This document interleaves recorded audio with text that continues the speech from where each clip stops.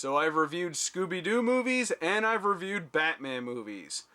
And I think it was only a matter of time before worlds collided.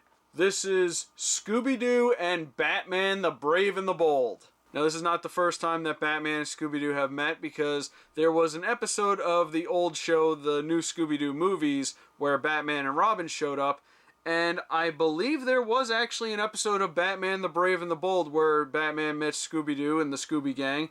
So I feel like doing an animated movie together was kind of inevitable. So the plot of this movie is that Batman recognizes the Scooby Gang's ability to solve mysteries and decides to invite them to an exclusive Mystery Solvers Club in Gotham. But a new villain called the Crimson Cloak shows up, and it's up to the Scooby Gang to help Batman solve the mystery of who he really is. The voice actors for the Scooby Gang are pretty much the standard ones they've been using in all the movies. Matthew Lillard, Kate McCucci, Grey Griffin, and of course, Frank Welker. Diedrich Bader reprises his role as Batman, and most of the voice actors from the show do reprise their roles, which also means we get the return of John DiMaggio's Aquaman.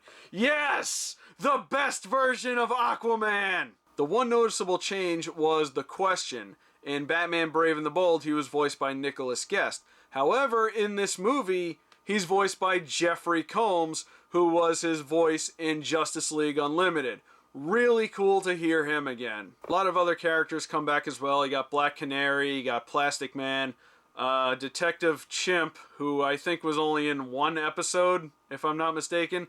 And you get a lot of villains, too. A lot of them who I don't think really got to do much in the show, and even a few that I don't think were in the show at all. One of the things that I really liked about this movie was how seriously they took the Scooby Gang. They were able to keep up with Batman and the other characters very well. I mean, they had jokes every now and then, but I feel like it would have been easy just to make them, you know, just comic relief.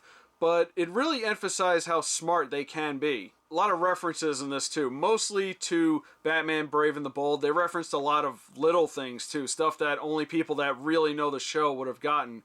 And there were references to other things as well. There was a scene where they had to meet Batman at a malt shop, and it was on the corner of Spears and Ruby. Obvious reference to Ruby Spears, the guys that created Scooby-Doo. And as serious as it was, there were a lot of really good jokes in this too. One particular scene is when Scooby and Shaggy found the cafeteria at Arkham Asylum, and they see all the food they serve there, and I won't spoil it, but it was it was really funny. I guess the one major gripe I have about this movie is the climax might have been a bit convoluted. Like, finding out what the villain's motive was and who it really was quite complicated. Like, there was a whole bunch of characters involved in it, and it just seemed needlessly complicated. But without spoiling anything, I did like the story behind it. I don't know if it's based on anything, like from a comic or anything, but I did really like how it turned out. But overall, I really, really like this, especially if you're a fan of Scooby-Doo and Batman, Batman Brave and the Bold specifically, because it was every bit as fun and entertaining as the show was, and it pretty much just felt like a really long episode of the series.